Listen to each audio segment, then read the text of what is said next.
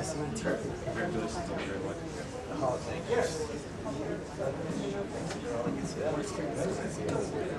guys, you never heard of Pete from you guys. You never heard of Pete from you guys. You're our favorite county.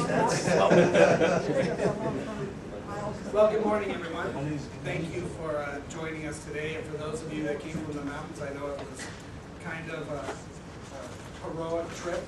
I think a lot of people that planned on attending are not because of the weather. So we were expecting around 40 people, but you can see we have significantly less. So my name is Wayne Munster. I'm the Deputy Director of Elections for the state of Colorado. And I just want to welcome you all. And I have notes somewhere. So in the back we have a sign-in sheet. At the end of the day, or at the end of the demonstration, we'll take comments. We'll limit those comments to 3 minutes. But if you do want to make comments or you anticipate that you might, the sign-in sheet is back where Christy is. And we have agendas back there as well. So if you didn't grab an agenda, Christy's actually So today, we're in the middle of certifying equipment that has been submitted by ES&S. And part of the certification requirement is that we have a public demonstration. For those of you that may want to know, that is Rule 45.6, and it lays out some specific things that we have to do during this demonstration. This demonstration is being videotaped. We have 2 cameras in the back. We're also streaming it live online, just the audio, not the video. So we will archive what happens here today and have that on our website. Again, not the video, just the audio, okay?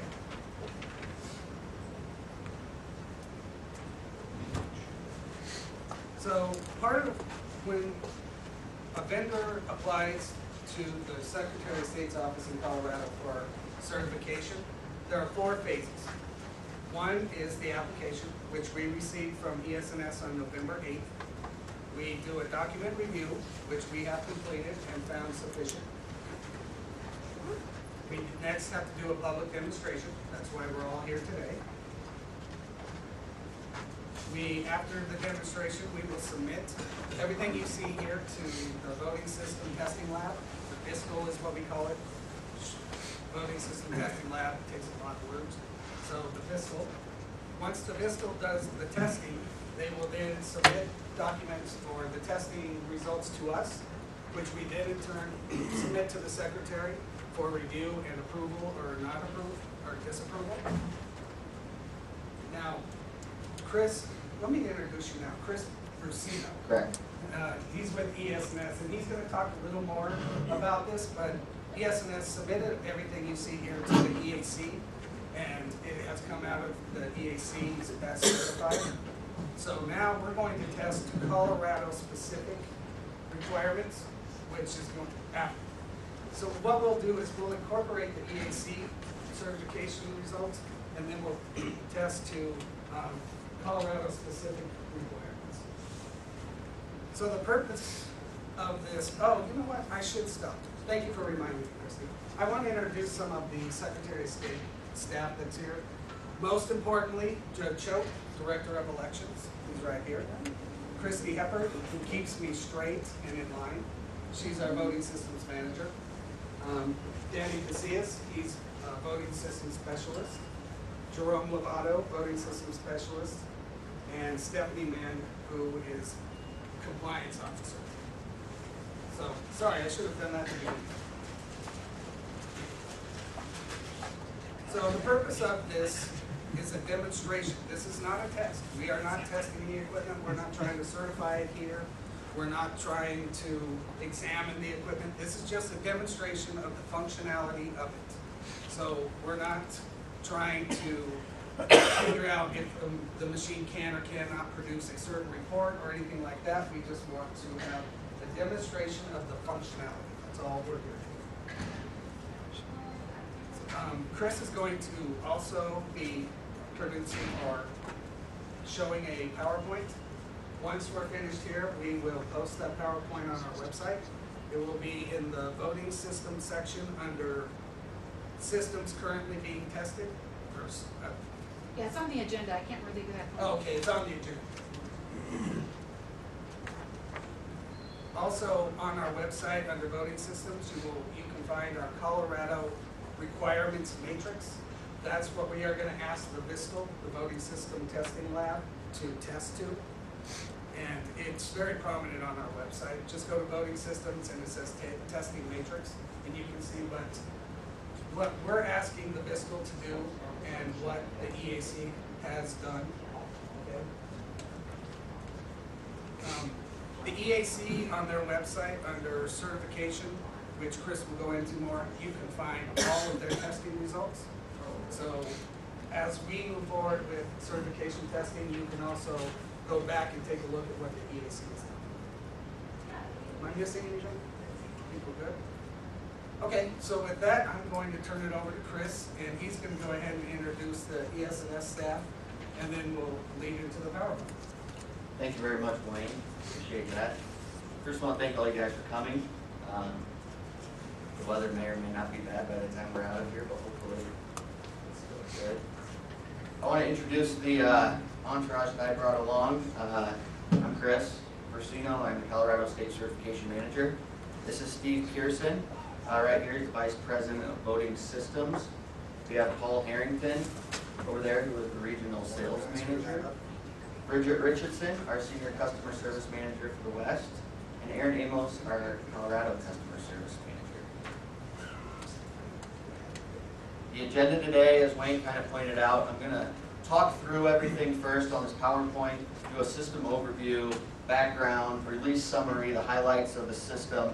And then once that is finished, we'll go ahead and actually demonstrate each piece of equipment. We'll start with the Automark Voter Assistance Terminal and move along.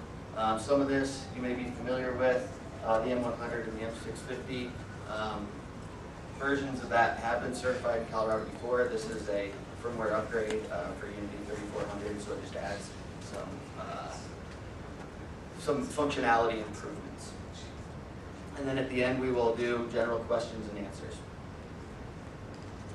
A little background on Unity 3400. It was developed on Unity 3210 base. Unity 3210 was EAC certified March 29, 2011. And that was tested and certified to the 2002 voluntary system standards. Unity 3400, which is what we have brought here today and are certifying in the state of Colorado, was EAC certified on October 31st of this year. It passed on all software, firmware, and hardware VISTL examinations with 100% accuracy. So as Wayne had mentioned, to get an EAC certification, you have to go through strenuous EAC VISTL testing, which is the independent voting system test laboratory. It passed on all VISTL TVP document requirements. It successfully completed the required VISTL functional and performance testing. It needs to pass strenuous environmental, security, volume and stress, data accuracy, and reliability testing to be granted an EAC certification. The data accuracy, just as an example, we read over 1.6 million ballot positions on all the systems with 100% accuracy. As you can imagine, that test takes quite a long time. We do power and temp tests that range a week straight of running these tabulators non-stop and running ballots through them. And it has passed all those with 100% accuracy. A little history on what Colorado currently has certified from us and what we are looking to certify now and the differences between them. It's a firmware and software upgrade to the 3011 Amendment A, which is currently certified in the state of Colorado. And it adds the DS200 Precinct Tabulator, the DS850 Central Tabulator, and also the Automark, which is a voter assistance terminal. Like I said, the M650 and the M100 have already been certified. This is just an upgrade in the version of the firmware. It also adds a log monitor service, which is an EAC requirement to where it runs in the background. And if for some reason, any audit manager, which is one of our auditing Unity programs, where it's auditing and seeing in the EMS system what's being done, if for some reason that is turned off, if someone tries to turn off the Windows Event Service, which logs everything, this log monitor service automatically shuts the Unity programs down.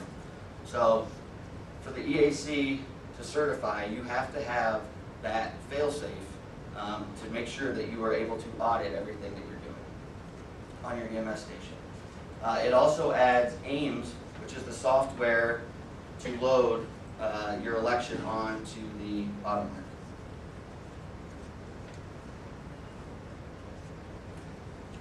The EMS workstation, EMS environment is a hardened environment.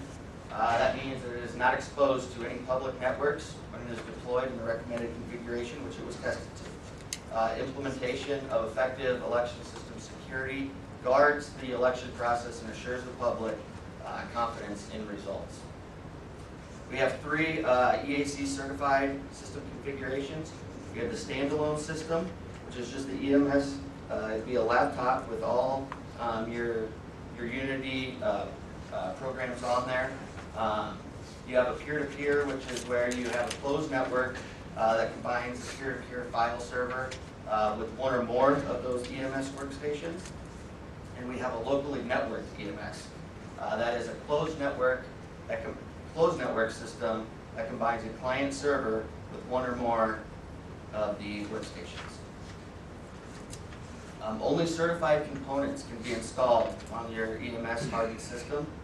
The hardening configuration includes the BIOS setting, for which the vendor PC, whatever, if you're using a Dell PC, then you'd have to use the Dell BIOS settings. It's a security precaution, is what that is. You have a system administrator role, which is a Windows built-in role. So you need a password to get in there, username and password. We also have 3 additional user groups beyond those first 2, okay? So now we have elect admin, which is a user that has access to all the applications installed in the system, but they are not allowed to remove or add any programs. The system administrator role is the only one that is able to remove or add. Your elect admin has the ability to get into the system, but it cannot add or remove anything. You have an elect defined user who only has access to the front end of the Unity suite, which is the actual election definition. No results. They can't get into the ERM, which is the back end part of our Unity EMS station. And then we have the elect results user, who's the opposite. He only gets to get into ERM. That user can only get into the back end. He cannot get into the front end. So as you can see, there's extensive security features that go through on this EMS station. And those security passwords have to be so complex, 12 characters, can't use your name, a lot of complexity to the passwords, and we recommend through our use procedures that each election you change all of those passwords, so you have new passwords. The Audit Manager is one of the Unity programs. It runs in the background of the other Unity programs, and what this does, it provides password security and also a real-time audit log of all the inputs and outputs. So when you log on to the system, when you log off, what system you're in, and as you can see on the PowerPoint, it gives you it tells you the time, where you were, and what you had done. And that is always running in the background of all the Unity systems. Election Data Manager, this is where you do the election definition.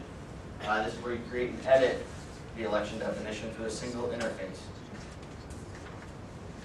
ESSIM is ESS Image Manager. This is where from EDM you move the file over to ESSIM and it creates an IFC and you do your ballot layout. This is where you kind of do the artwork of the ballot. You can add headings, you can move it around, make spacing different, however you need to do it. This is kind of the artistic side of creating the ballot. As I mentioned earlier, AIMS, which is a new program that goes with the Automark.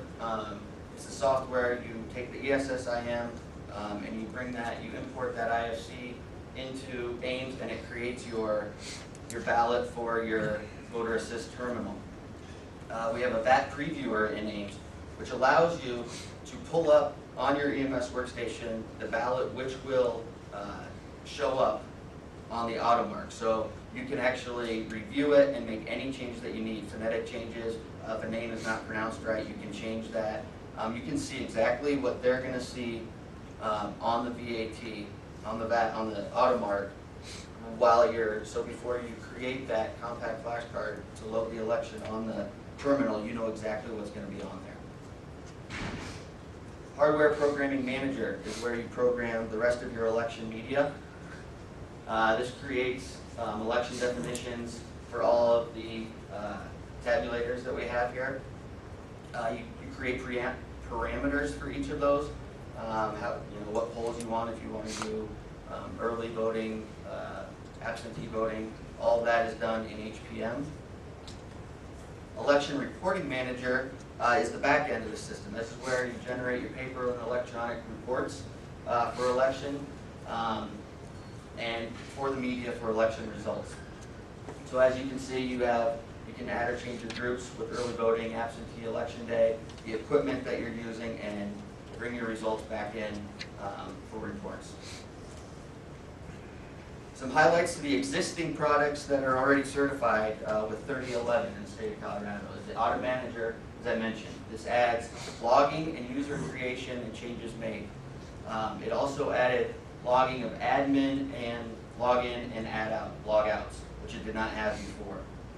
Hardware Programming Manager, it has enhanced security to require that you reopen and admin passwords are entered. So you cannot go into it without typing in a password.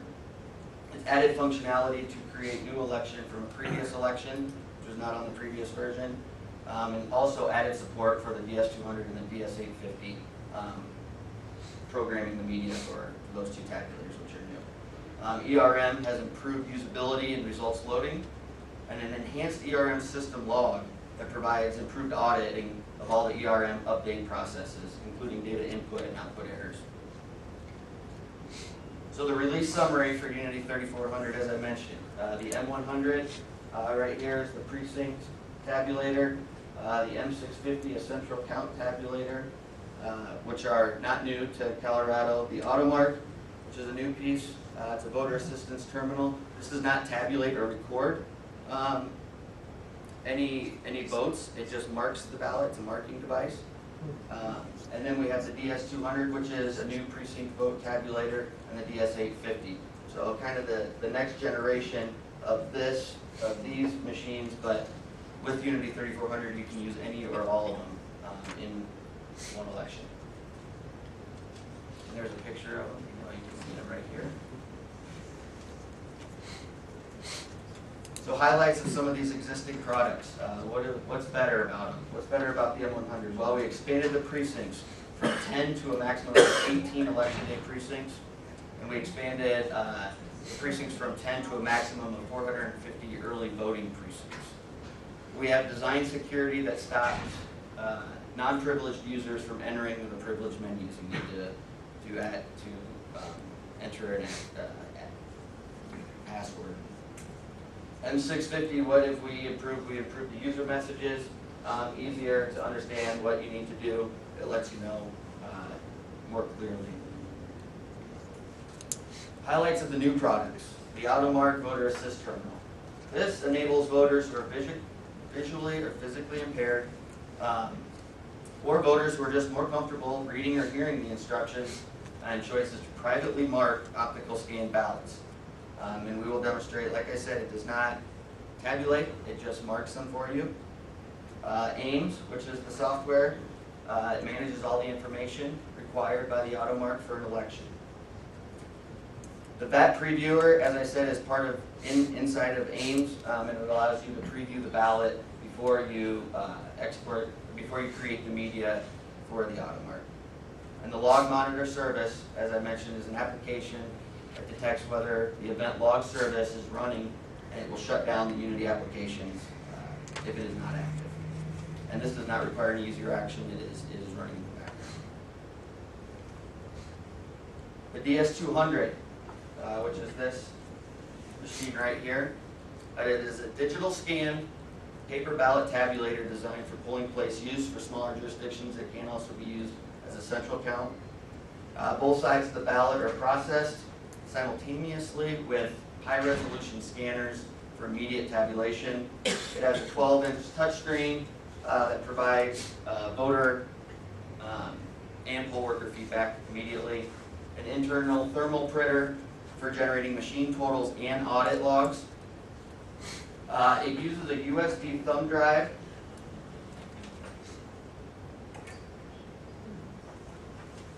for the election definition and storing the results all on that thumb drive. We use a 4 gigabyte, 8 gigabyte, or a 512 millibyte USB Delkin.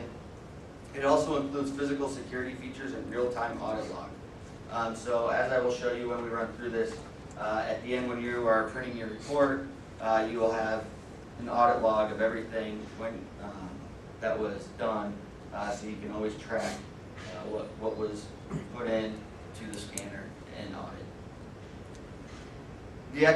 This is a pretty quick tabulator. The estimated maximum throughput is between 2 to 3 voters per minute.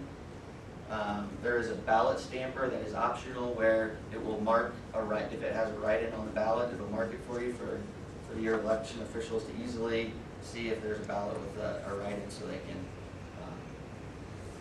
pull that to the side. The DS850 is the high-speed digital scan Central Tabulator. It uses advanced cameras and imaging algorithms to capture voter selections on the front and back side of the ballot and to evaluate results and sort them discreetly into 3 different bins, which we have here. There is a dedicated dot matrix audit log printer that generates continuous event log. We also have a second laser printer right down here for results reports. We have a uninterruptible power supply in the middle there. We have security locks and windows over all of our USB ports.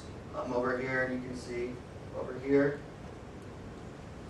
We have data encryption and digital signatures to verify that the data authenticity.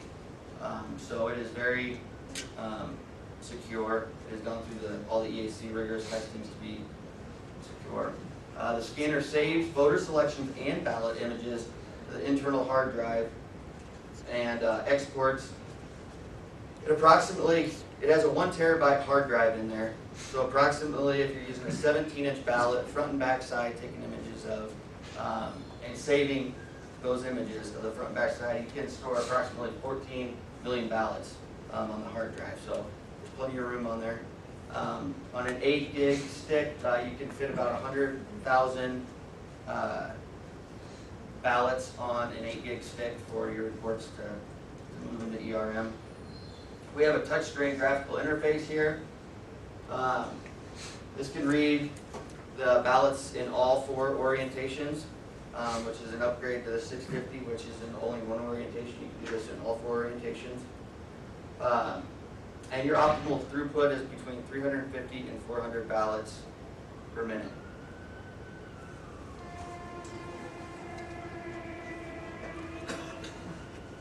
And now I'm going to go ahead and do the demonstration of each one of these machines and walk you through it and show you what it can do. This is the Automark. This is a voter assistance terminal. As I mentioned, it marks your ballot. So I have an election here. Here's a ballot. In here,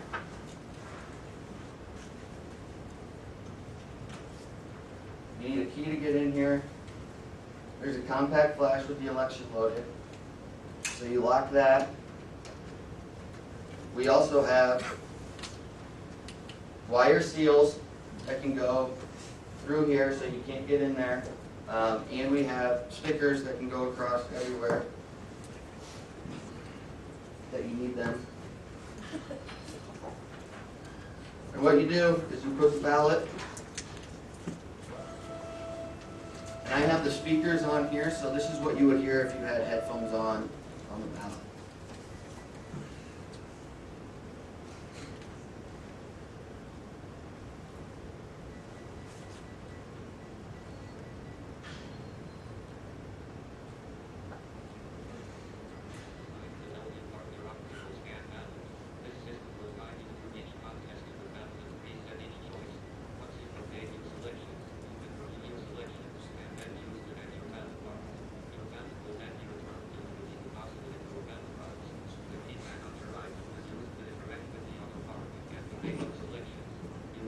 4 arrow keys at the center of the select button.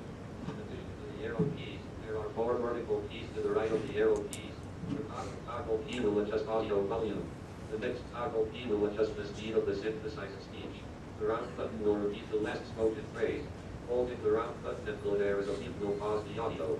Tapping the round button and then will resume the audio. So at any time, you can stop this, and you can actually go into your ballot, but it gives you the direction of what each keypad does. So if you have different options of how you can do this. You can touch here, you can use it as a touch screen. You can use the pad here. We also have a 2-pad switch. And we also have, you can use a sip and puff device if you need to. And we'll go ahead and use this. So we hit the next button.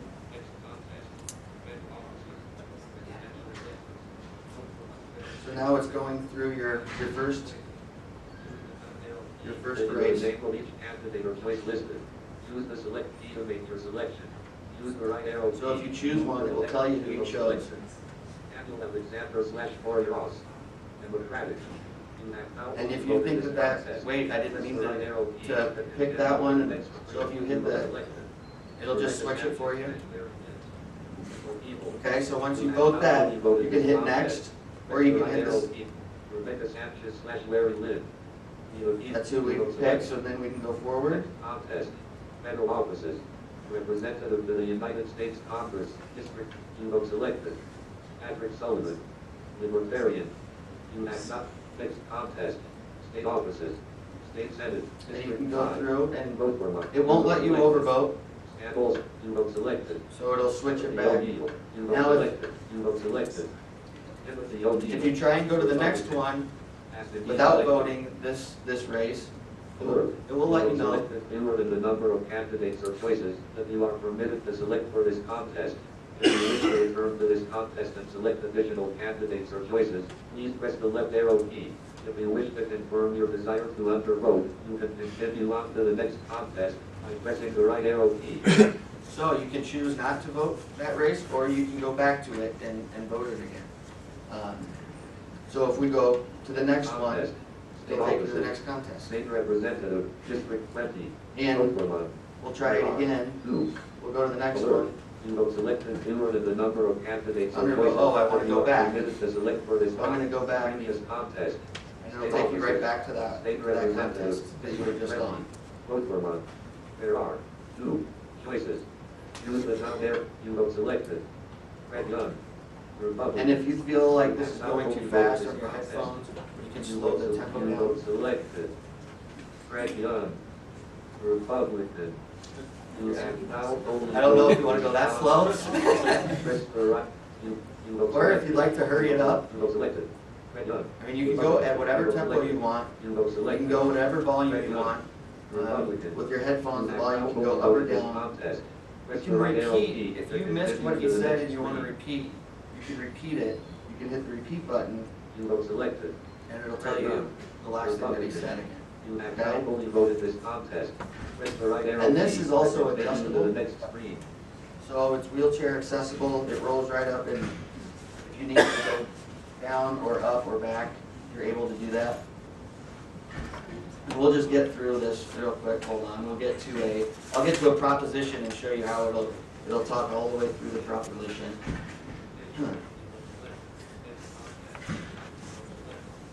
It's too long of a palette. It looks very small type. You can,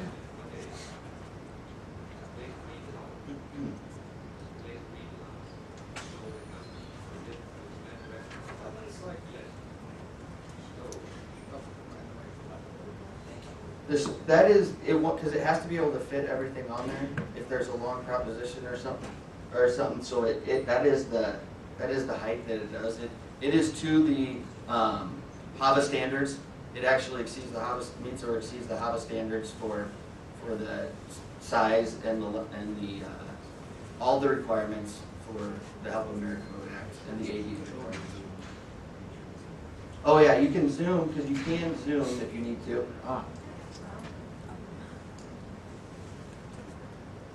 And then so you'd have to press the down button to see the rest of it.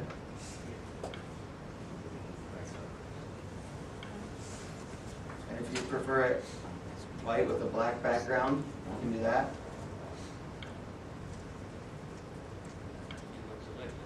So it will read you through all the way through the So the operating the Go read mail it, only go one through the set of question. paper election notices for paper election to each mailing address of one or more registered. Next contest. Ballot questions. County question 1B. If approved, the county shall be authorized to mail only one set of paper election notices for paper election to each mailing address of one or more registered electors. In general or coordinated elections, the paper election notice shall generally be forwarded to the county clerk to be included with those paper notices from other jurisdictions. In the next election, the county shall mail one notice or set of paper election notices to each address of one or more registered electors. By mailing only one set of paper election notices, instead of two now required through the different mailing dates set forth in the Doesn't matter county the charter length and of the Colorado proposition, it's gonna Constitution, the county read shall both save the entire approximately proposition, doesn't cut it off. $30,000 per paper election. There are two choices. Use the down arrow key that near the name of each candidate or choice listed. Use the select key to make your yes. You have selected yes. Alert. You did not hear all candidates or So choices. if you're on zoomed the in, current you don't go contest. all the way down, you have to go to more, more, more. If you don't go all the way to the bottom, it will let you know that there were more candidates that you could have looked at. Okay, and it lets you know if you want to go back and look at them, even though you made a choice, or if you want to proceed to the next contest. So we'll go through the rest of this. There's just a couple more propositions. Okay, now we have a summary screen. Arrow keys to scroll through each contest and hear your selections. If you wish to modify a selection, use the select key to return to that contest. If you are satisfied with your selections, press the right arrow key to proceed. So it allows you, once you've voted it, to review and make sure that everything that you have is what you want. And if you need to go to and change, you're like, oh, I meant to hit no on this proposition. You can go to it, and it'll go to that contest, and you can switch, and then it'll go back and it'll show, okay? So once we have done that, we can go through each race if we want to. Please press the right arrow key to proceed. And then we go to If you next. wish to mark your ballot now, press the square select key. Your ballot will be marked in accordance with your selections and returned to you for deposit into a tabulator or ballot box. If you wish to change a selection, use the left arrow key to return to the summary screen.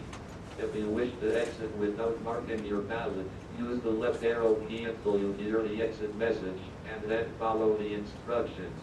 Your So it gives you yet another chance before you mark your ballot if you want to make changes. So if we hit the mark ballot button, Your ballot is now being processed. Please wait. The printing process should take about 15 seconds. Your ballot will then be returned to you for insertion into the tabulator or ballot box. Please wait. yes. So now it's printing, and it's marking all your choices for you.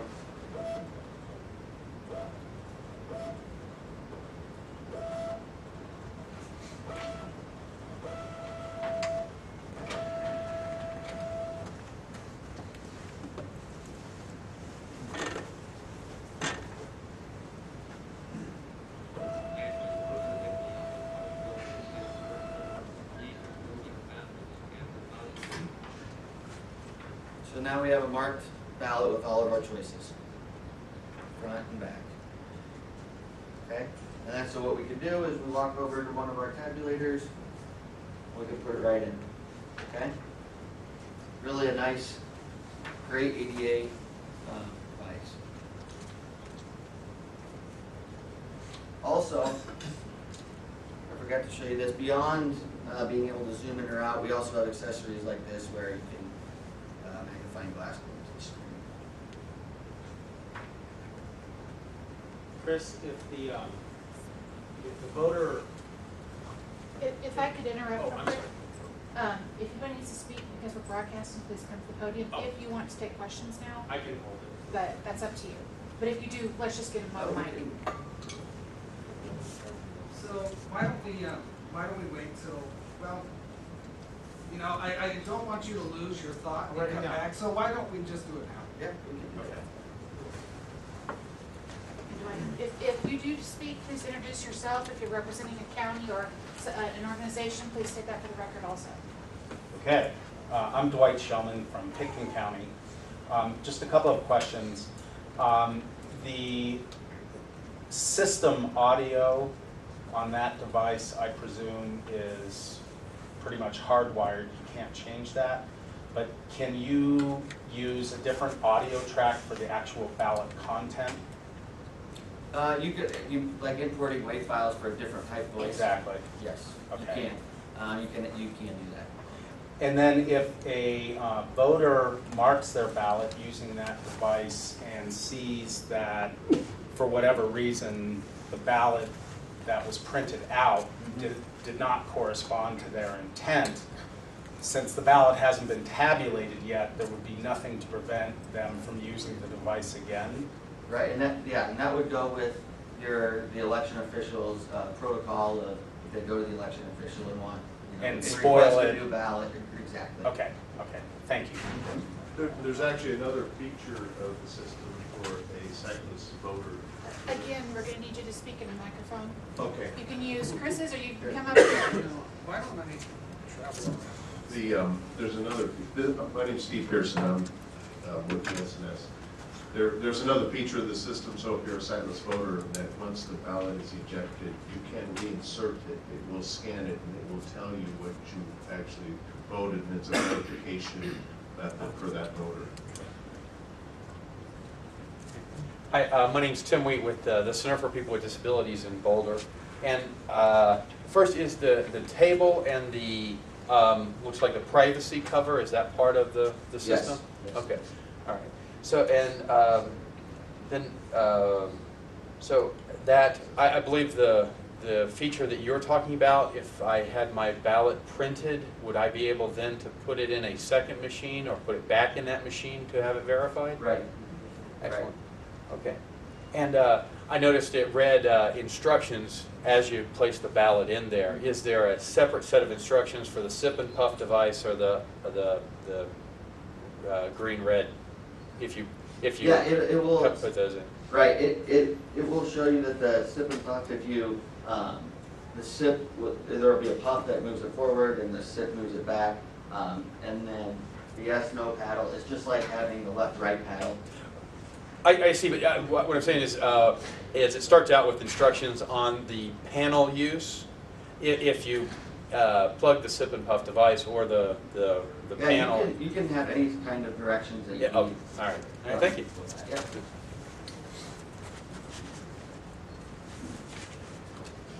Okay, I'm going to move on to the BSA 50 Central Tabulator now.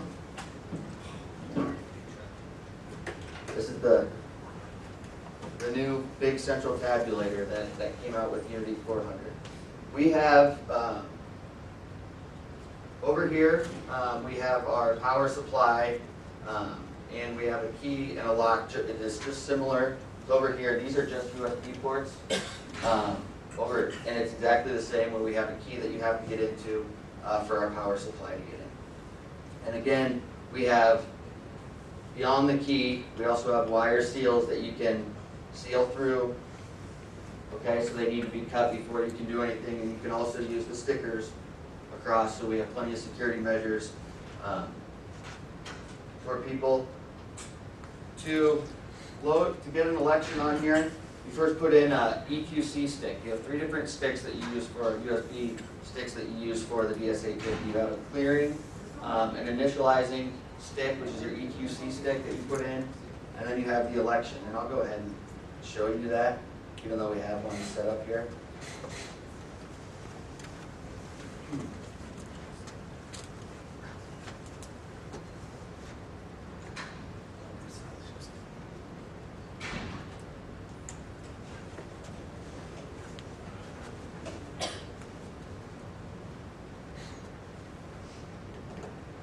just shutting it down now. We're going to restart it and go from the beginning.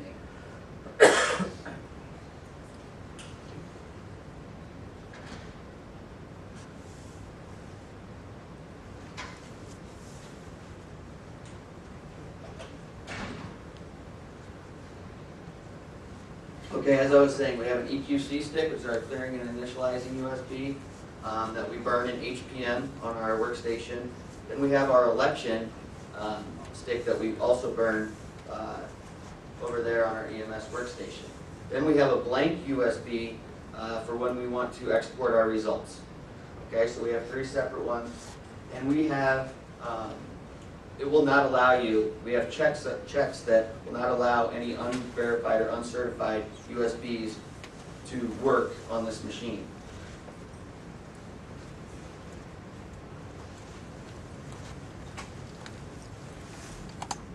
This also tilts for the short people like myself.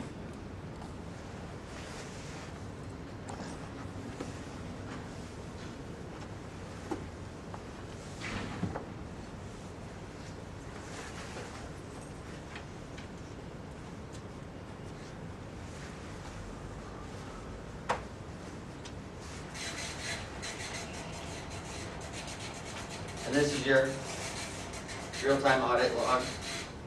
Running saying you started it up. Now we do have the an election loaded on here.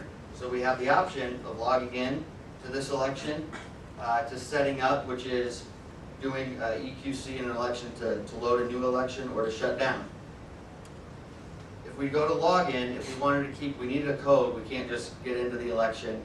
You have to have a code, and you set your codes in EMS when you're setting up the election definition. We have 5 different codes. We have the clearing and qualifying code, which is for this, for our EQC at the beginning. We have an election code, which is for this, getting into the actual election. We have an override code, which is in case you need to override something, you have to have, these are all 3 separate codes. An admin code, in case you need to get into an admin menu if you want to change your sorting or anything like that, or your time. So you have an admin code, and then you have a clearing, override, election, clearing. That's all of them. So you do have those codes. So we're going to start over. So to set up an election, to load an election, we first have to clear and initialize. So we hit the button, and searching for our USB.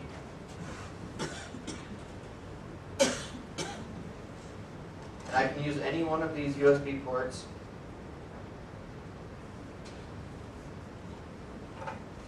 So when I put it in, it will now find it, and I have to enter my code. So this is my clear and initialize code.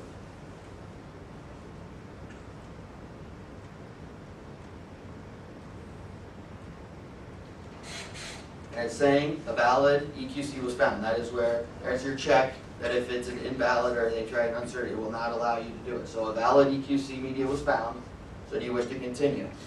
Yes, so now it's clearing and initializing. It's wiping off the election that was loaded on there. It was successful.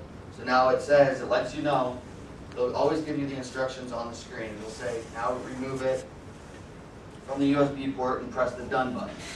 So we'll remove it, we'll press the done. So now we have nothing on there. So now we need our election. We've got to load our election on there. It's searching. So we put it in our election definition.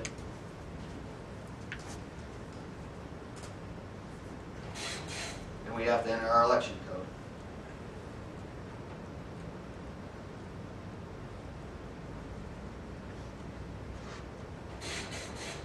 And there we go. Again is our check. A valid election was found. That's the name of the election. There's our date. You wish to continue? Yes, we want to load it. The election definition was successfully loaded. Before scanning ballots, please verify that the output stops are set for the appropriate length ballot. Failure could, it'll jam in the output trays. And then also, it lets you know, remove your USB and press done. And a reminder, make sure you remove the USB for the inserted election definition. Okay, so now we have our election loaded. Now we're going to go to our menu and our options. We have scanning options where we can scan the ballots,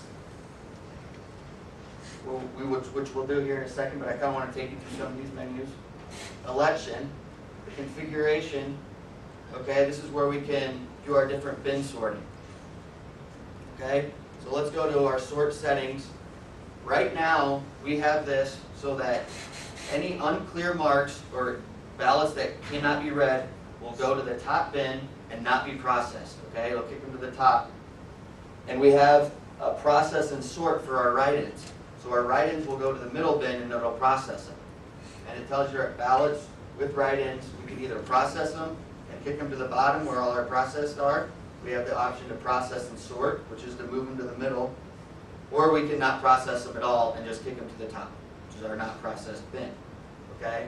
And then what all do we want in our ballots not processed bin? We have the option, right now it's just the unclear marks or if it can't read something. But if you, depending on what your jurisdiction allows or what your use procedures are, you can kick out and not process any blank ballots, overvoted ballots, undervoted ballots, or crossovers. We'll all kick up to the top bin for your review if you want them to. So right now we have it set to process the write-ins in the middle. So it will process the rest of the ballot except for the write-in. So you can pull it and see your write-in, and then the unclear marks will go to the top. To change that, we need our election code. Okay, so we'll leave that the same right now. We have our audit log enabled or disabled. We have it enabled.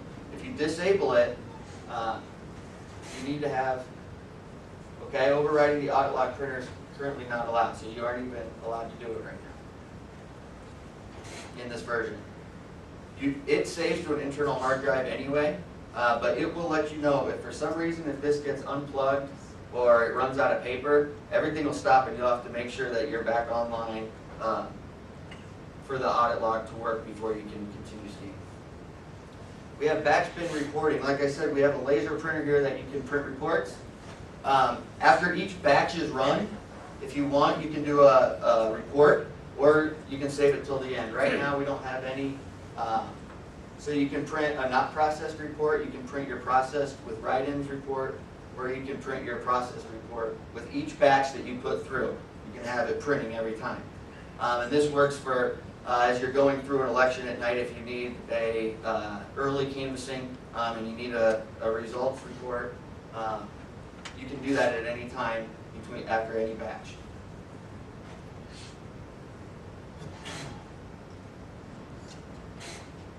The results, this is when when we're finished scanning, we can export for results. We can export our audit log, or we can archive our data.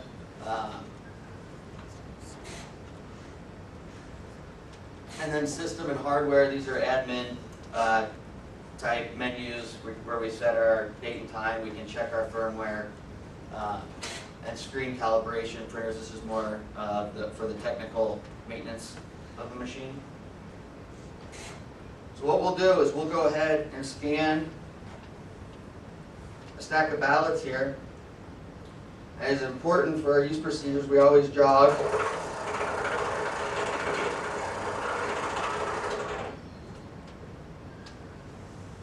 Make sure we're at 17 inches there. We'll set them in here. Put this up against there, just rest it up. And then we're going to hit scan ballots. Right now we have 0, so we could print our 0 report right now. Actually, let's do that before. Our reports, our 0 report.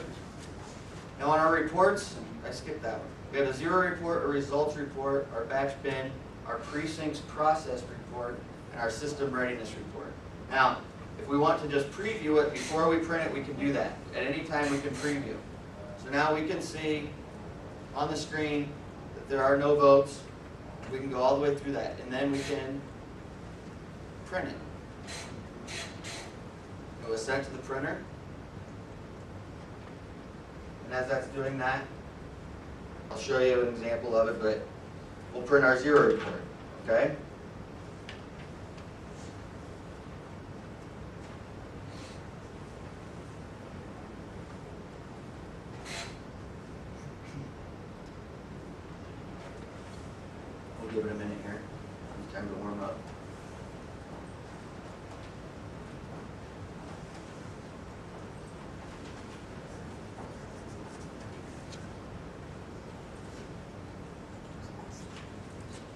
we have our 0 report, okay?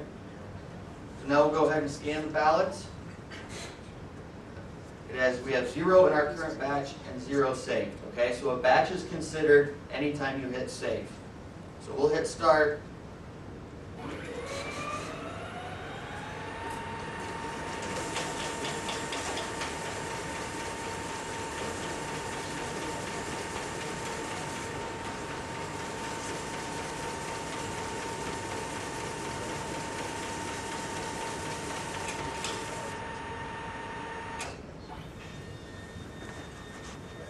Okay, so now it lets you know. We have one in the top bin. It's letting me know. Okay, so I can take a look. That's my unprocessed. So why did it go to the top? I can check to see, and it will list every one that goes to the top. It's saying it was a double pick. Okay?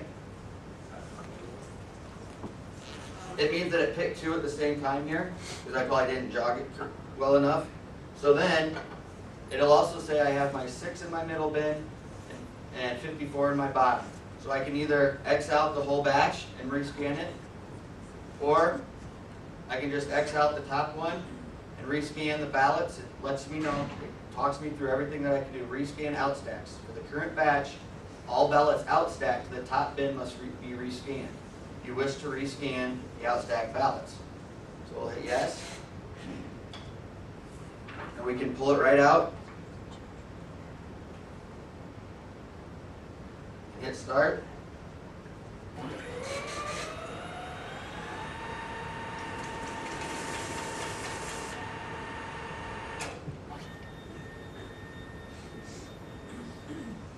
And now we have a total of 66 ballots that were scanned, 60 in the bottom, 6 in the middle.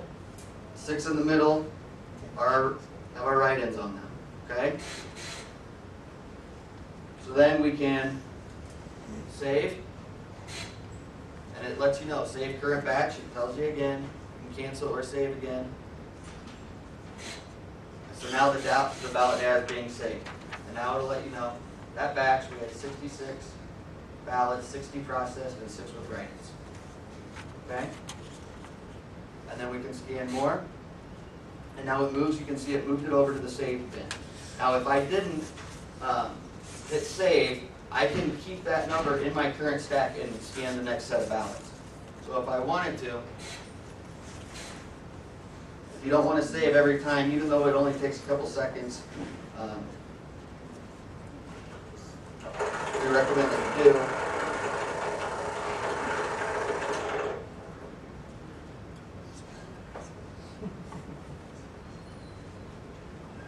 So if we start,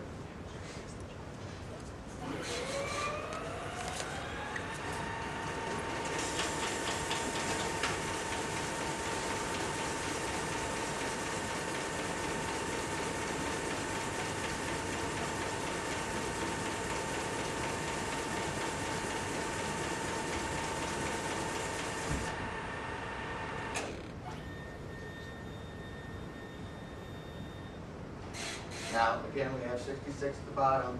Now, we don't have to save if we want to keep, depending on if you have 3 people and you keep moving and you decide that your election procedure is to save every, 1,000 ballots you can. So now, if we had another stack, instead of saving, we can also just scan the next batch, okay? And this would still be considered part of the same batch, because until we save, it's all one batch. Okay, now we stopped again. Now we have an option that lets me know. I can look at it. It says double pick, so I close. I exit out. You want to rescan the unprocessed ballots. Yes. Take out the non-processed ballot. And continue.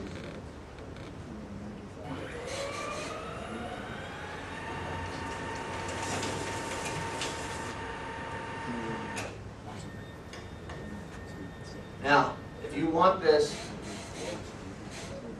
do not do this, and this is a matter of jogging if you're not jogging correctly. So we can pull it out.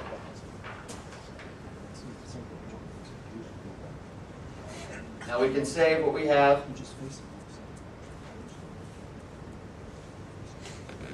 Now, what we can do in our election, in our configuration, we can do a multi-feed stop. And what this option is, you need admin code.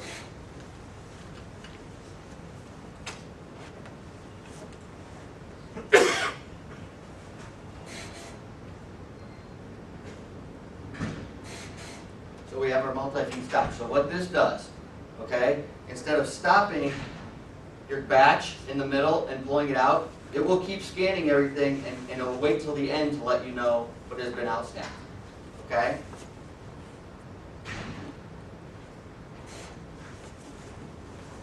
So now we can go to scanning our ballots.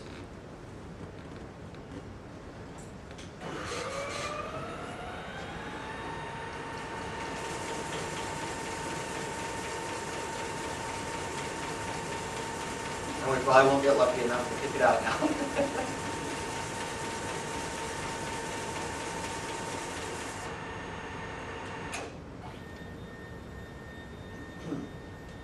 Try it one more time without jogging, so I can show you how that works.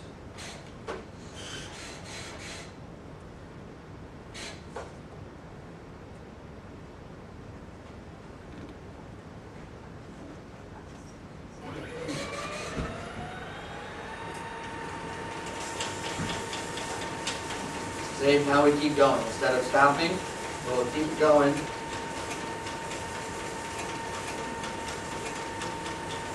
That's what happens when you don't jog them. That's why it's, okay? So now we had finished our, it lets you finish your run. It lets you know, you can look at them, and it'll say each ballot that was not processed. So we can exit out. If you wish to continue, or rescan the outstacked ballots. We say yes, and this time we jog them.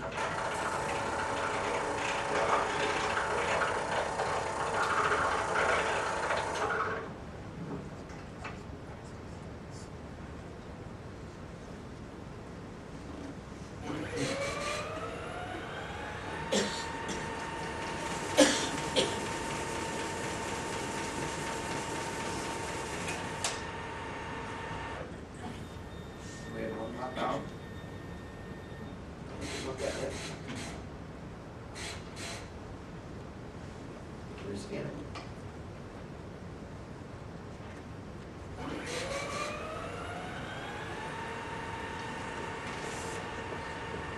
So once we have gotten through, at any time we can print out a results report too. So we have saved. We save. And we're done. Now we want to print out reports. So we can go to results reports, and we have options. We can do an election report, or we can do a precinct by precinct detail.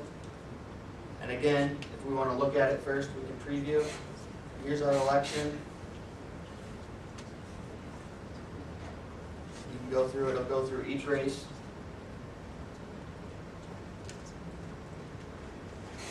And we can print that. It lets you know it was sent to the printer. We can also do a precinct by precinct.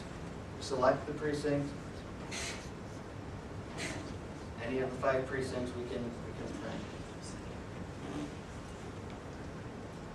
And we can do this at any time in between scans if we want early canvassing, if we need to know what our results are at that time.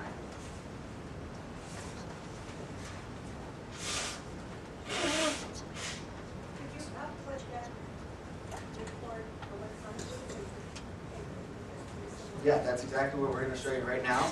So, Chris, would you repeat that question, please? she asked if you, instead of just having a hard copy, can we electronically take that over to our ERM, and that's where we get the results. And that's what I'm going to show right now. So say we're done doing this, and again, you can do that at any time where we want to go to results. Under election, we go to results, and we have the option export for results.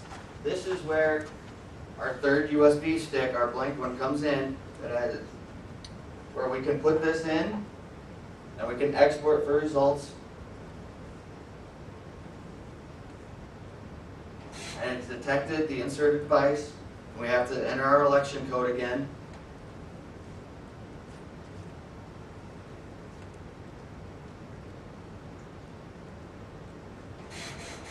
Now it's confirming we want to export. Okay, and this will clear any of the existing data from the device, replace it with the election results. So we put confirm. And now it's exporting onto the USB. It is done. And now we have those same results that have been printed here that we can take over to our ERM and report. Are there any questions? If there are, I do ask you guys to come back here to the podium, just a reminder.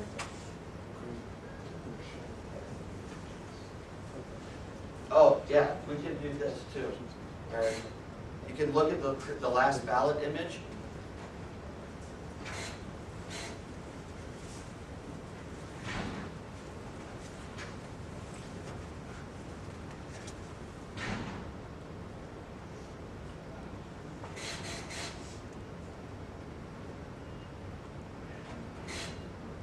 Which is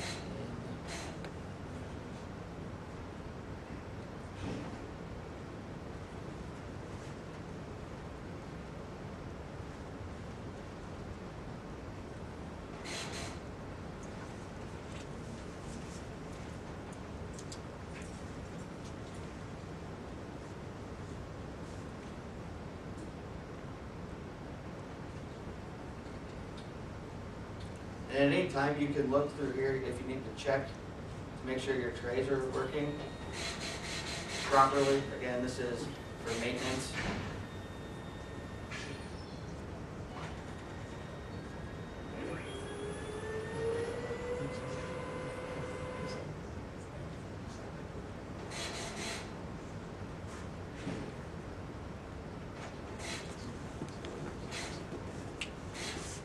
Okay, now here is the last ballot that was scanned. We need to look at it to make sure, say it got outstacked. We need to take a look and see if there's a stray mark or anything on it. We're able to do that.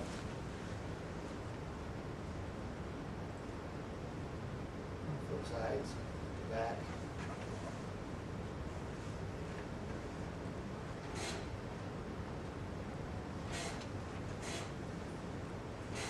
Does anybody have any questions?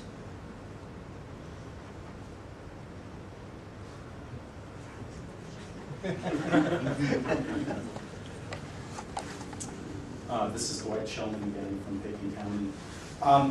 You said that the EQC thumb drive, when you load that, it basically zeroes out the machine. Does that also mean it basically eliminates any archive data on the hard drive? No.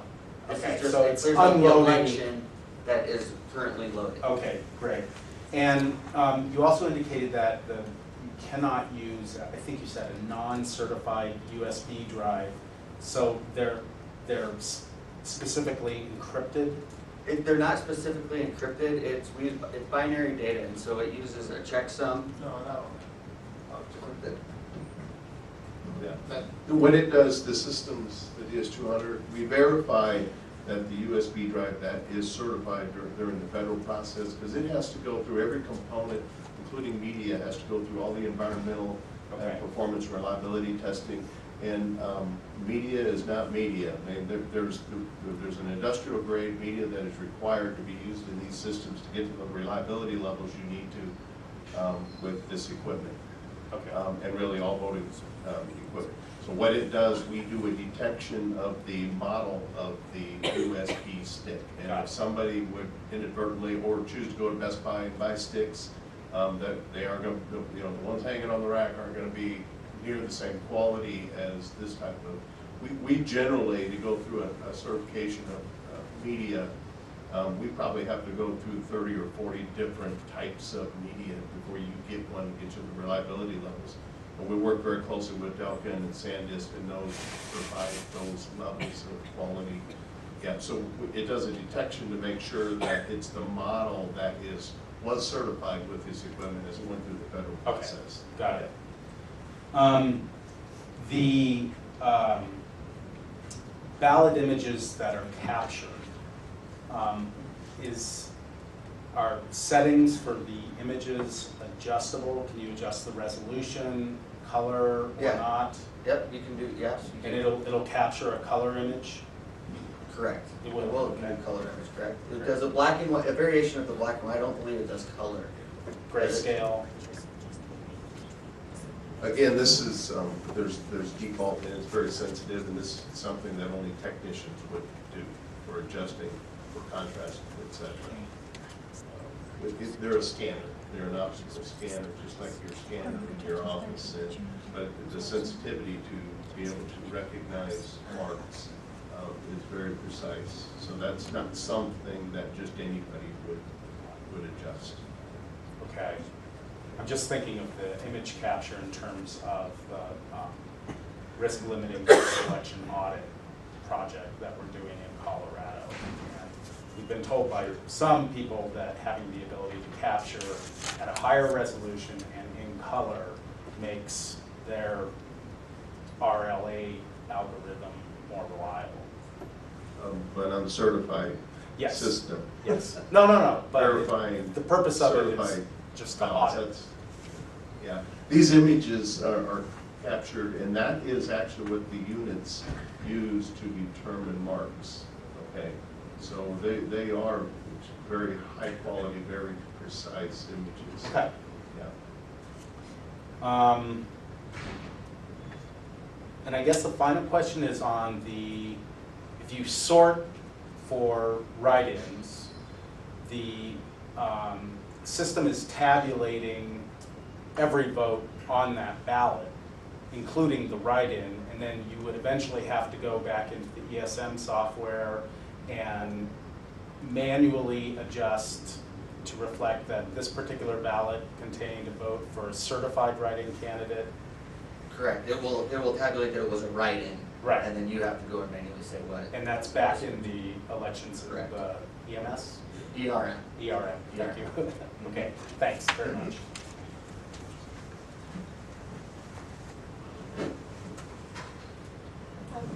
I'm Mary Beverly, Colorado for Voting Integrity and Citizen Center.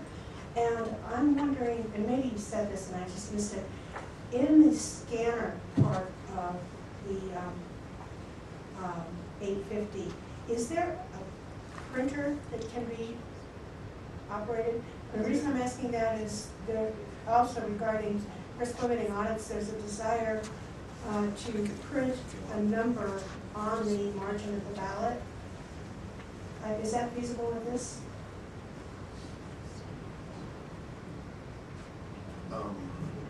One thing that is imperative with these systems is to protect voter anonymity. That is first and foremost, that nobody can trace back to a voter any image that is on here. But there, we'll have to get back to you. We'll take a question on that and see if we can get an answer as far as how that would be handled. Well, thank you for that. The reason that people like me are interested in that application of that number at this point in the process is so that there will not be a unique number that could be traceable to the voter previous to this point in the process. So we've been curious about printers that function at the point of scanning to add that number in margin. There is no printer with this device. I mean, the only printers you see here are Audit Log printers and report printers. Okay, thank you. If there are no more questions in the 850, we've had a request for a 5-minute break. I know some of you did rush in. I will ask that we be respectful of everyone's time, so try to hurry if you need to leave. The restrooms for housekeeping purposes, as you go out the store, just take a right and then the first left, and they are there. And Chris, unless you have anything else on this particular device, I would say let's meet back about 20 after. Oh, why So, don't you say yeah, and in the lobby, there's a Starbucks, in case you want a coffee, and there's a Russell's and a little sandwich place. So if you go downstairs to the first floor, you can get whatever you like.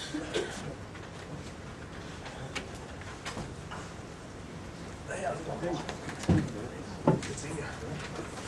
good election? Yeah, it's all right. Yeah, cool. About as good as it should go. Yes. I always like when it goes smooth. Yeah. It's smooth, the age of those presidentials. Yeah. The long hours of visibility. Yeah. I heard all the good things. There are issues in this building. We won't go there. Paul, how are you? Good to see you. We're going to run downstairs. You guys getting snow up there? I hope so. Yeah, really? Everybody in Colorado's doing snow days. They want it. Yeah. Usually, it always skips us, and it's always about 20 degrees colder here. Snow goes down into the plains, or it's up in the mountains.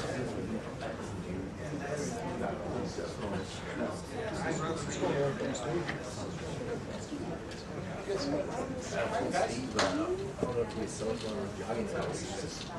Oh, yeah, those are Martin Hills. We have them in our catalog, but they're as far as here. No, you can't really. Business sense that anytime you do ballots, anything you do, they scan machine, insert, so like when we do the city of Colorado Springs, we bring them down. We make sure we do it on the rentals, we have a job. We ran the city of Colorado Springs for the August election. Like 1,000 folded down. Jogger. Oh, yeah. Write that down. We have someone who's reliable, sorting, sortation. We actually just to make it more smooth. It gets all those edges lined up, so when you start putting it in, it's something that you pick up. See, I don't know so much the badge, which is save it. You don't jog it, you see that whole system will slow down. Pick one, and it'll be a little delays before it takes the next one. Yeah, so I think Really makes sense. badge is kind of a They temporary, actually have some, what you say, they don't submit those votes. some joggers have like 4 bins, so you can keep them turned on all the time. You just put a pile there, take it, when it's already jogged, put it in the machine, and you keep replacing those piles, depending on how fast you're trying to run it. So, yeah, they really come out. He's also Up the site on them. It's very, like I said, I don't know if the ES&S catalog, we go down on the website, it's right on the website. Oh, okay. The catalog should open, you open up the ES&S.com, it actually come up in the center of it, the pages.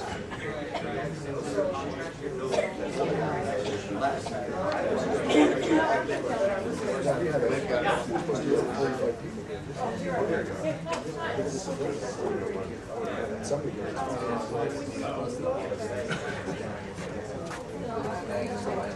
well, the high country was going to give us snowstorm, so when the people came down,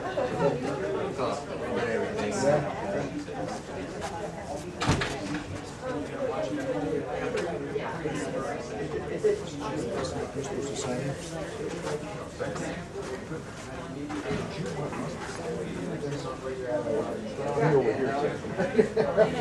Yeah, really. Just speak into the microphone. I'm like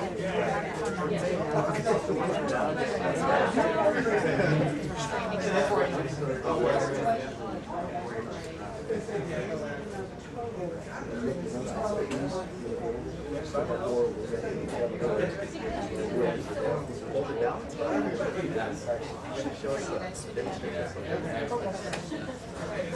sports ballots. Go down. You see it in the real world. I didn't even have 640 ballots at a concert.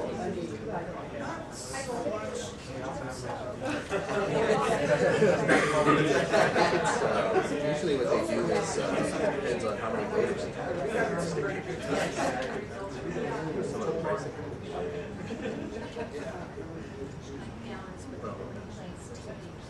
Yeah, thanks. Oh, pretty good. Stuff like that. Really clearly videos, so I know who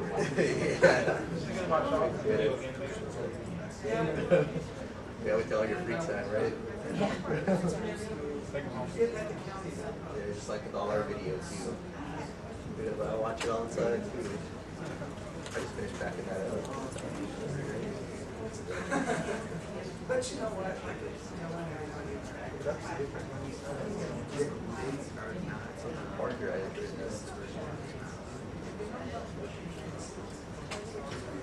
You can export your image you did last week.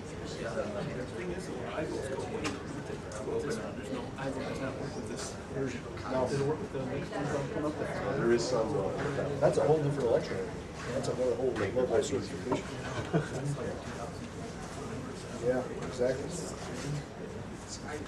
But it's not unheard of to have people that are doing the transition have two different versions of it.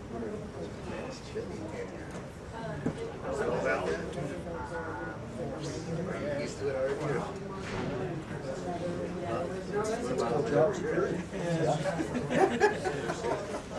Yeah, nothing like maintaining two systems to do one thing, right?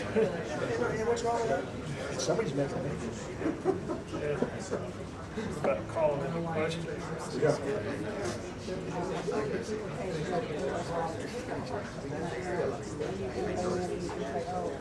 gun's not ever getting more.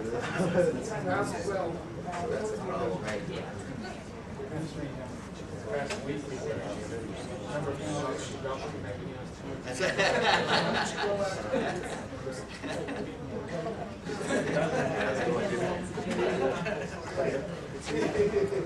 we're good at pilfering.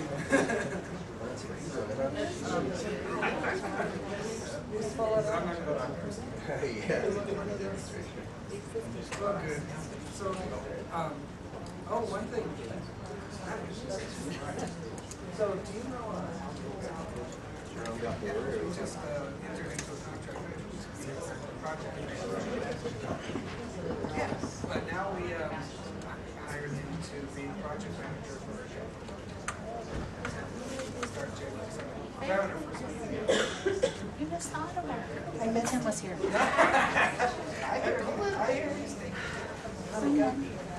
thought it went fine, but she asked Tim to take pictures and had some questions, but we're just going back from a short break. We were Automark at 8:50, so the others were left, and we should be starting anytime. Yeah, that's a great place. What do I say? If you want to try comments, and if you decide you do, when you come up here to speak, you'll broadcast now. So they're completely done with the other one?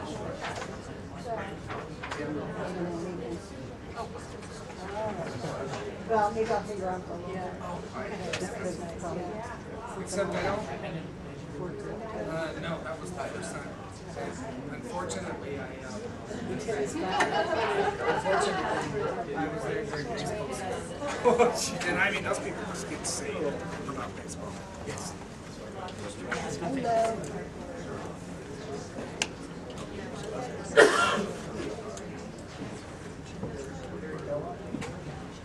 Okay, so you ready to get started? Give her a shout out. Want to do it, or do you want me to? You all have the mic, No, let's just start in 60 seconds. I don't have my mic. I can grab it though. Okay, everyone, we're going to get started in about 60 seconds, so if you can find your seat, please. Hello. How are you? How are you?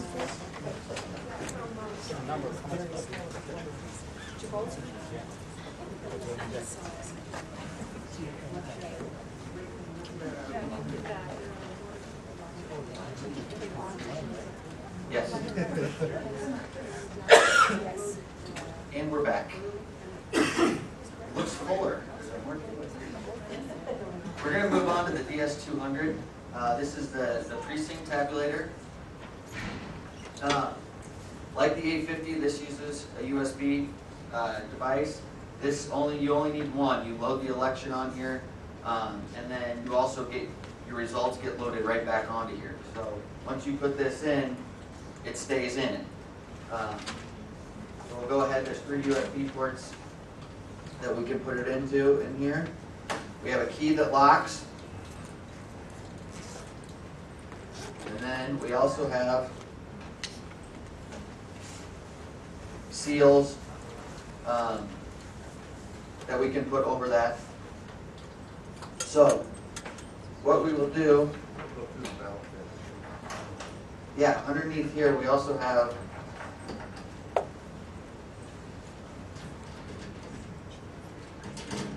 goes through, it goes into the ballot bin, which we can then close and lock. Okay, so let's secure. And we open it when it goes in.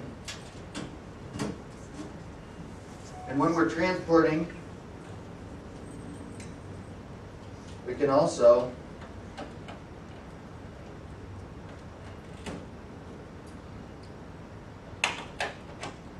just close it down like this. We have wire seals that can go on here, okay? And if we need to take it back to elections central, the central place to have it counted, okay? It's all locked and secure. We can put seals on it, wire seals, and it's secure.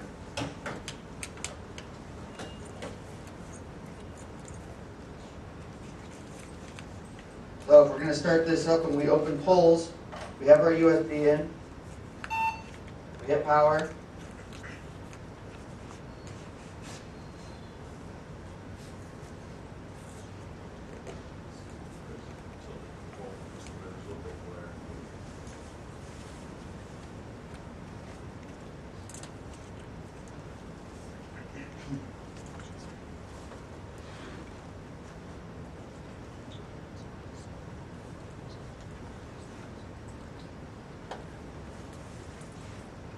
and this is locked. We have locks in here, so this, nothing can be moved or tampered with. Locks, seals, wire seals that were around here, so this is secure.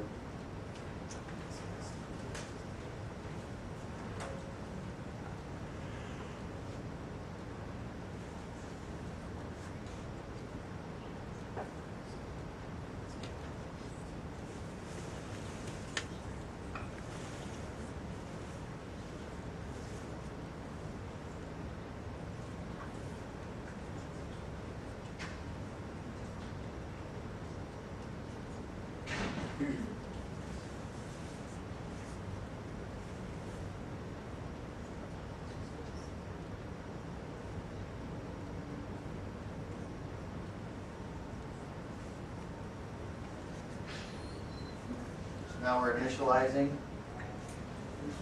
and it automatically prints your initial state report. Okay? So it'll show you the version of software you have on here, what election that you had put in. It'll tell you what size ballot it is, what you have for your sort settings, if you wanted to detect write-ins, overvotes, blank votes, and your version number. So right away, automatically does that. And now we have the option to open polls or shut down. So we go ahead and open polls.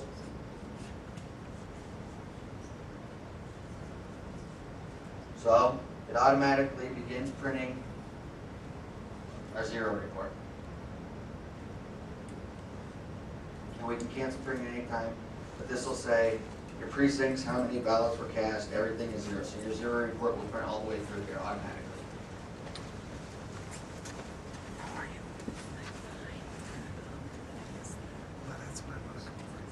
And this is eventually what it'll look like. It goes precinct by precinct. Okay, and each race, that is to show that you have 0 votes in. We'll just leave that there. So we'll cancel that. That's what it, and the last one, I cancel it and say yes.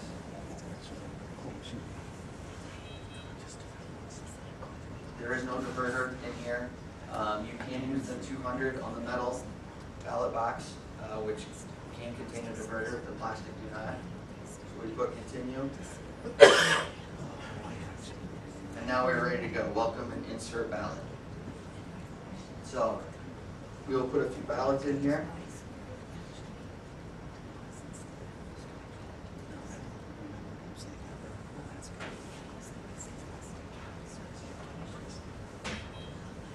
You are finished. Thank you for voting. Now if we go to, we'll find one here. find a blank ballot or an overvoted ballot.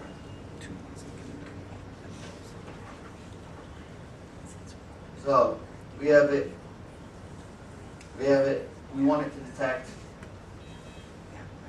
if there's no votes detected on the ballot, there's a blank ballot. So if you put in a blank ballot, it will say no votes detected on the ballot. Do you want to accept that ballot, or do you want to return? You return that ballot, and it comes out and you say, no, I do want to mark this. So there you go. Or some people want to cast a blank ballot.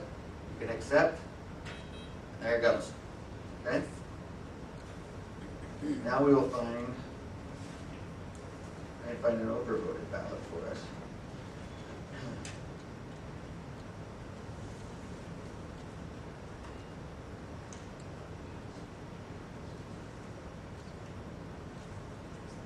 I don't have time on that.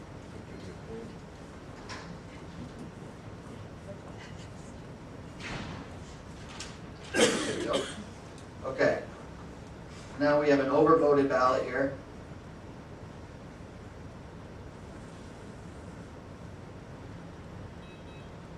You have made too many selections in 13 contests. We overvoted every race. So you can correct your ballot, or you can cast your ballot with errors. So none of your overvotes would be counted. If we want to correct it, go back out and ask the election official for a new ballot.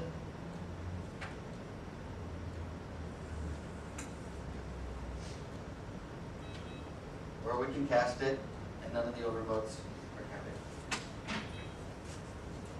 And it tells you that if any of the overvotes, none of your overvotes are counted.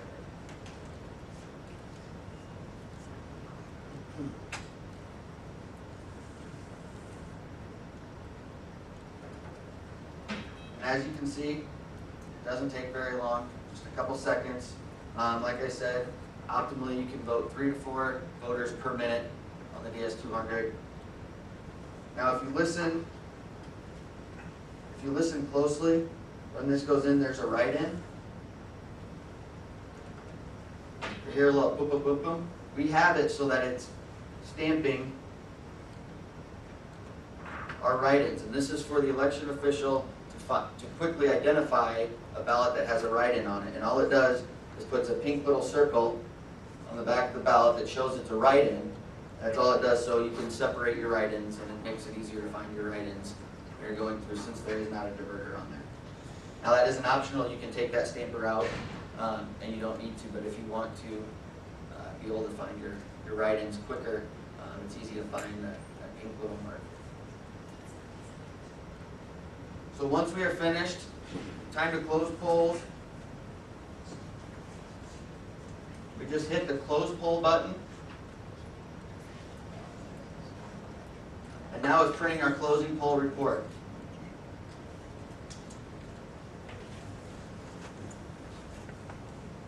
And it will let us know. This is what this printing report will look like, where it goes precinct by precinct, your results. And then once you're done, at the end of that,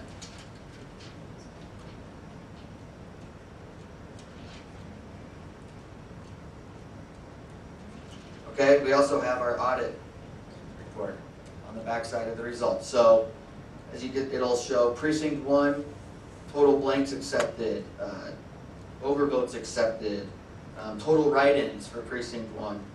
And so it'll say, and then once it goes through the precincts, it'll actually give it a time and say a ballot was cast at 16:01:31, ballot cast. It'll say blank, if you have a blank ballot and you accepted, blank ballot accepted. Okay, so it'll go through and there's your audit of that tabulator.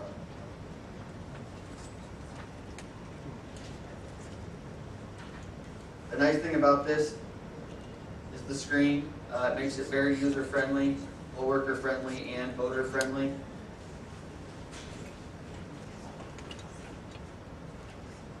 Are there any questions on the 200? Does anybody have any?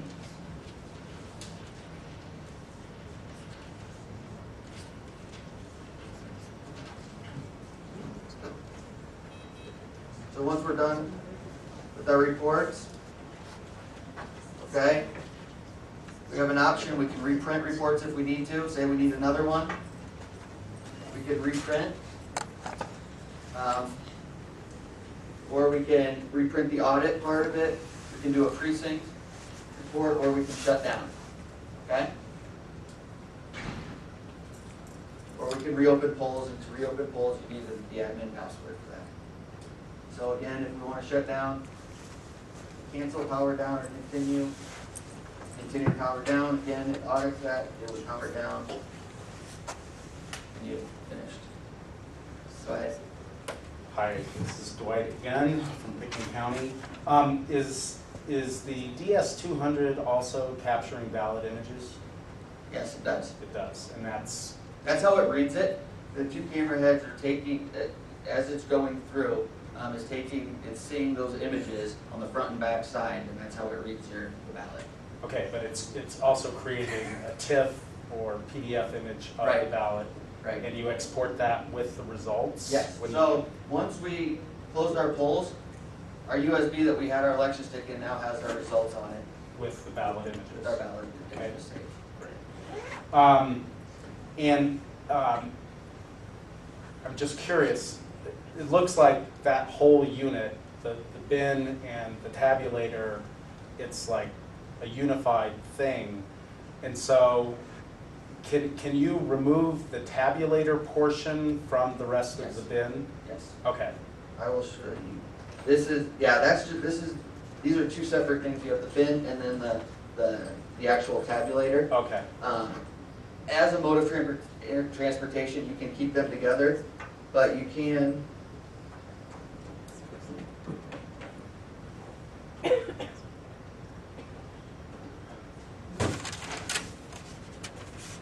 I see. out. Okay.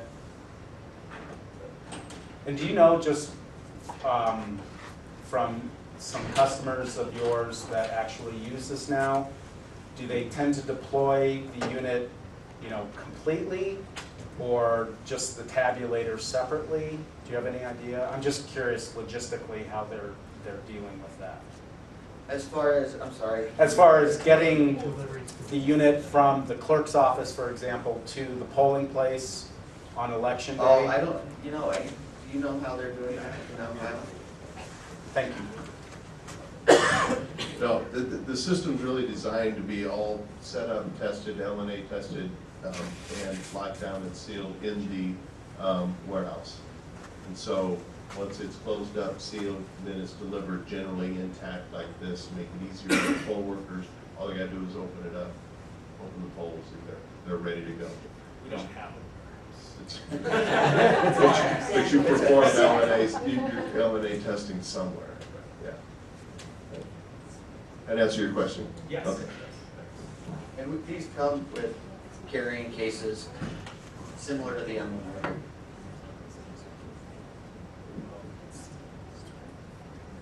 Chris? Yes. Mary Everly again, Colorado's for Voting Integrity and Citizen Center. I had asked you during the break about the ability or lack thereof to get images of ballots off the 850, and you said, I believe, that was not feasible. With this version, it is not certified with this version to capture the images. But you can get them off of the DS200 on the USB stick. Did I understand it correctly? You can retrieve the images and be able to look at them separately? You can't, no, you can import that into ERM, but you can't separately, there's no COTS or anywhere that you can open up the images. And COTS is? Like off the shelf, like Notepad or Word or something. Okay, thank you. And can the DS200 be programmed to print any other identifying marks on the ballot in addition to the little pink circles that you showed for the write-ins? No? And can the 850 annotate the ballot images? And you said it couldn't annotate the ballots with the printer, but can the images themselves be annotated in some way, electronically? No. Okay, thank you. We're gonna move on. Real quick while we're getting settled, I do want to mention, since we've finished the demonstration on the Automark, the 850, now the 200, if you have additional questions on any of the machinery or systems that we have already gone through, let's hold those questions till the end so that we can get through the last two pieces of equipment. And for anyone who doesn't want to sit through the question and answer session, they won't be required to, and we will open it back up at the very end. Aaron. Really quick about what Dwight was asking, because I know a lot of you don't have a ton of storage at your offices. For storage, the ballot boxes do stack inside each other, nest, so that you don't have to have them all out all the time, because I know you guys will do mail elections where this is going to be sitting around for a long time, and you can take the top, the gray part comes off so that the boxes will stack inside of each other. So I think that's what he was asking about storage, just so you know it's not going to take up like a huge warehouse if you have a bunch of them. Okay, moving on to the M650 Central Tabulator. This has been certified in Colorado with Unity 3011 Amendment A. This does add a firmware upgrade, which, as we said in the PowerPoint, just gives better user messages. It's really the only change. It makes it a little easier to read and follow what you need to do. This uses a zip disk. I know. Keep the laughing to a minimum, please. To burn and also get the results. So what we've done, we put the zip disk in, we turned it on, and what it does, it lets you know what election is on there. CO 3400 GN is the name of the election. We can press stop to keep the election, which is already on here, or the one that is in here, we can press start to load the election that is in here. So we can press start, initialize election, so which is essentially the same as doing the clear and initialize. We're clearing out the old election, putting in the new election, and we're going to hit start to do that.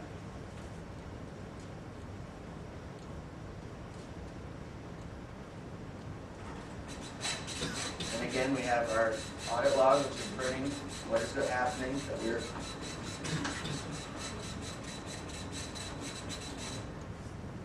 And we are ready for counting. It lets you know the total saved is 0 and the current batch is 0. So similar to the 850.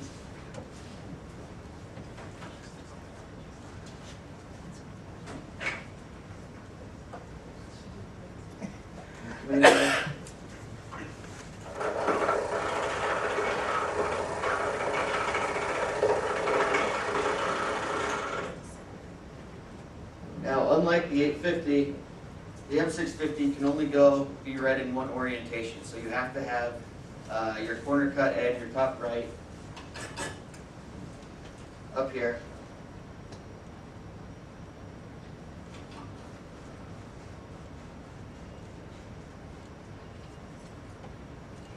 And then we can go ahead and get started.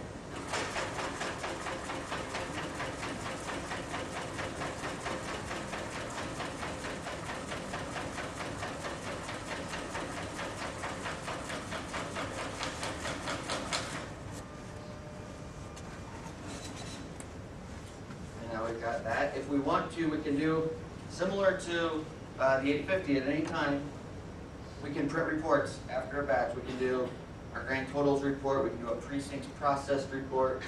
We can do a totals by precinct report, and that'll print on the secondary printer. Also, at any time we can sort. We can sort blank votes, over votes, special, or write-in. So what we'll do is we'll sort write-in to show you what it does. When we sort for a write-in.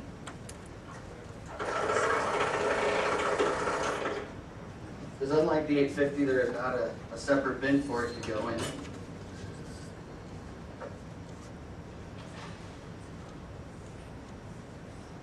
So if we sort for write-ins now, it lights up to let you know we're sorting for write-ins.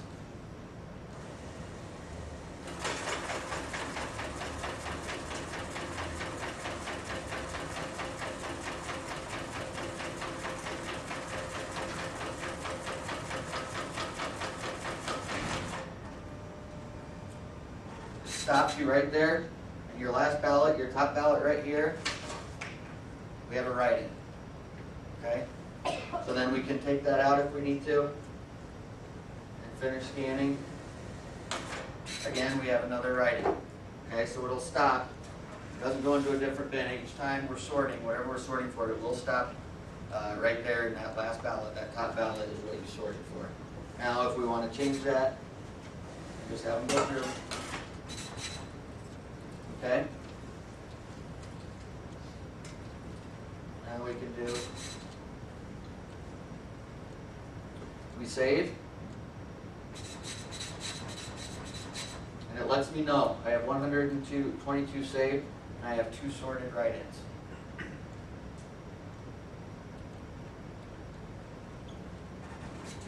Now if I wanted to, they're doing our totals by precinct, or I'm sorry, grand total, so now it's printing on here. Okay, similar to how we can get a results report with this machine. It's not a laser printer, it's this, so we have all of our results in this format here.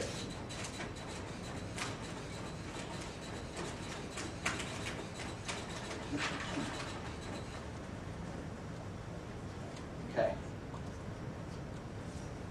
So really, like that, again, we have stickers, so if any seals that we need to put over, okay, our zip disk, we can put seals over anything that we need to put seals over. Once we are finished and we want to take these back into ERM, we use a blank zip disk.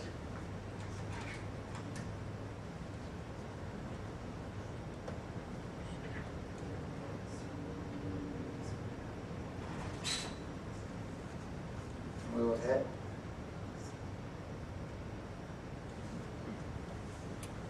enable, save, and it'll say to confirm, do you want to save the totals to the transfer disk?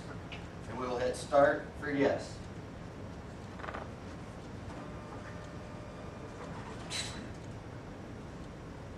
And now it lets us know the totals copied to the transfer disk.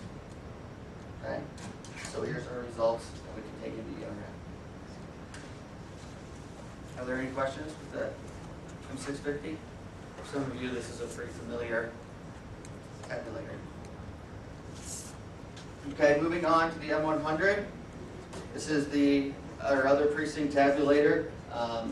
We did have this certified in Colorado with Unity 3011 Amendment A. This version uses a little better. It expanded the precinct counting, or precincts that you could put in one M100 for early voting from 10 to 450.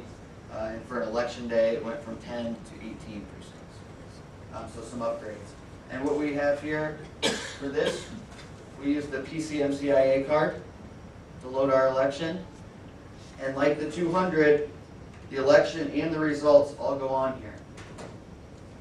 What we have, where it goes in, we have a key that'll get that will allow us to get in here. And inside of here, we can put our card, okay? Now once we close that, we can put our wire seals over in there so nobody can get in there on top of the key, okay? So once we are on there, we have to open this. We can put seals on this to block this. And here's our key, which can open our polls. And this key is removable so that when we're not using it, we can take it out. So right now we're off. We're going to go to open, polls.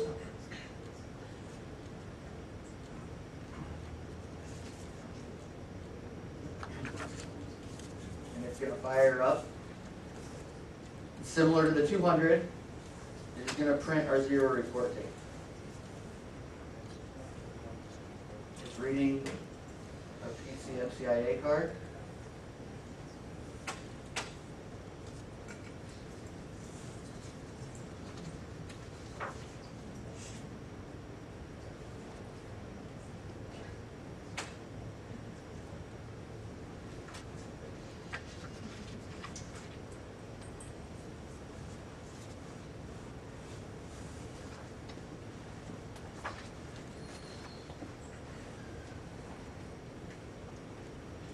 Here's our initial state report.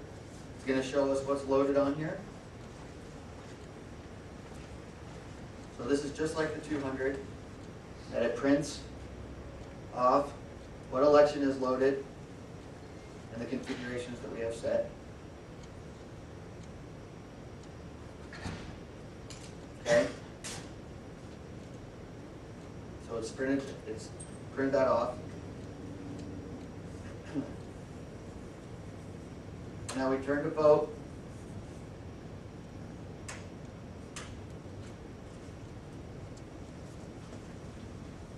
And we actually have a, see, and this is a good, we actually have a card in here that was already, the polls were already closed. Okay? So we'd already voted with this election. So what I can do is reopen polls.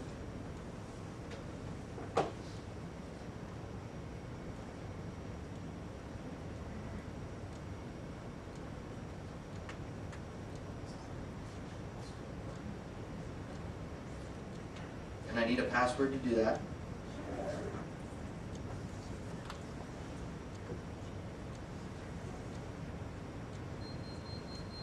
And it asks me if I want to clear election totals. So I'm doing that because we're going to reopen these and start at 0. We're going to open the polls.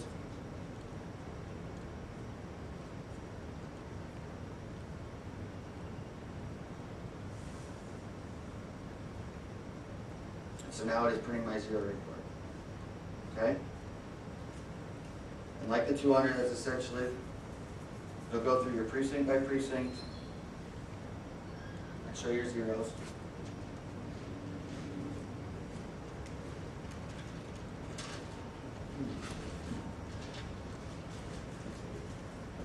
Grab some ballots here.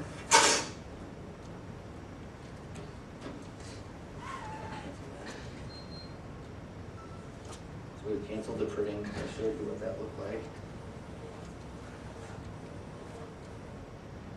Okay, so now the screen up here says to insert ballot. Number of voters, 0. Now, unlike the 200, I'll show you this bin real quick.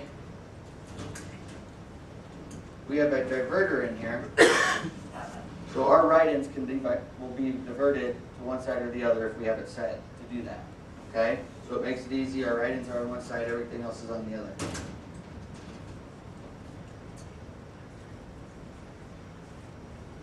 So as I put this in,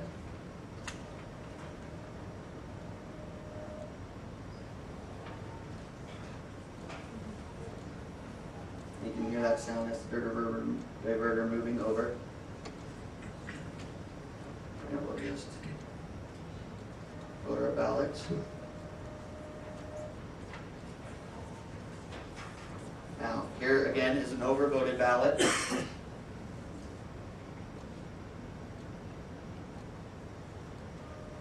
So we can insert the overvoted ballot. 13 races have too many votes, including the presidential electors. So you have the option to return your ballot or to count as marked. So if we want to change, we can return our ballot. And get a new ballot if we need to. Okay? If we would like to vote too many races and not have them count, we can count as marked and we'll count as ballot. Okay? Here's our overvote.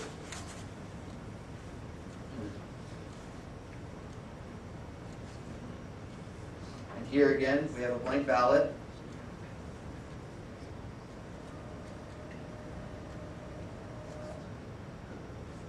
No votes detected on ballot. So again, we have the option to return the ballot or count as marked. If we want to return it, change our minds, we do want to mark this ballot, it comes back, we can do so. Or we can cast our blank ballot and count as marked. Okay? Once we are done, this is closed, sealed up, and we are done. We're ready to close polls. We have the key, and we switch back over to close polls.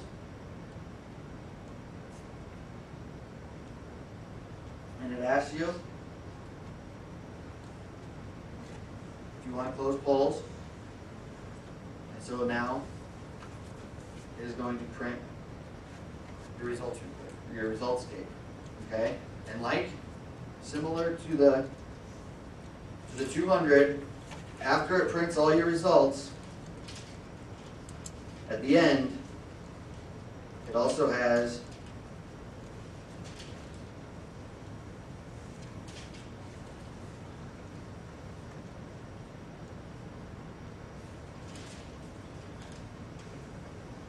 your audit, okay? And when you opened, when you closed, when ballots were cast. So we always have the audit log available on all of our machines at all times. So once we are done printing,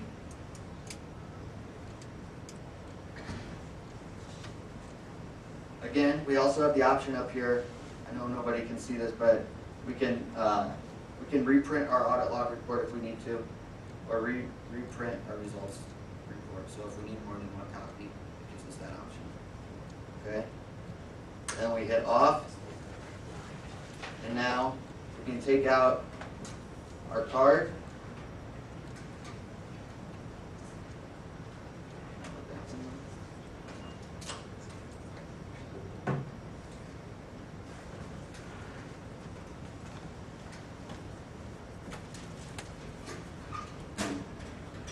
Which is all sealed. We'll have wire cutters to unseal. Pop it out, and now we can take this over to ERM with our results. And again, this may be familiar to some of you as it is been certified before. Are there any questions?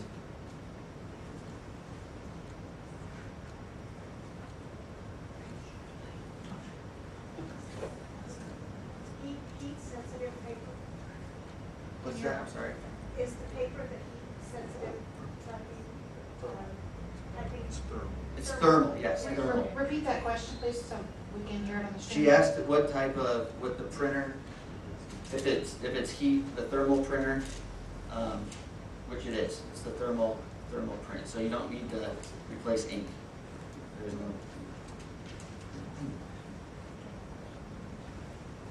And that actually concludes my demonstration. You can go ahead and if anybody has any questions. Please come up here if you do.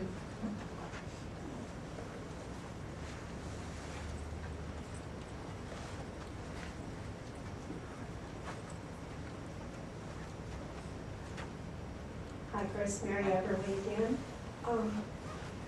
As I understand it, Rule 45 from the Secretary of State excuse me, requires all data, which would include the images, to be exported into a standard format. So is that going to become possible as you move forward? So that is something that we will have the testing lab look at.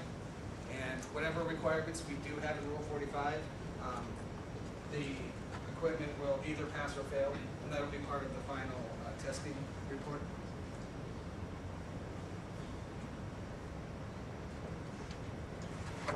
Any more questions?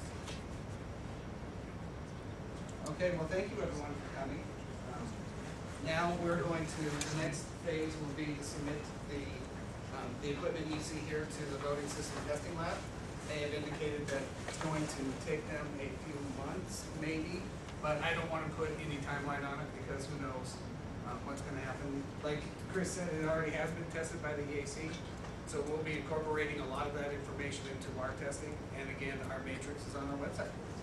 So if there's nothing else, and have a very nice day. Thank you guys for coming, I appreciate it. I did have a thank you slide, but I couldn't find it. So thank you. If anybody's interested in brochures on the Oh, product, yes, they're right here on also the back table. there are brochures on the back table.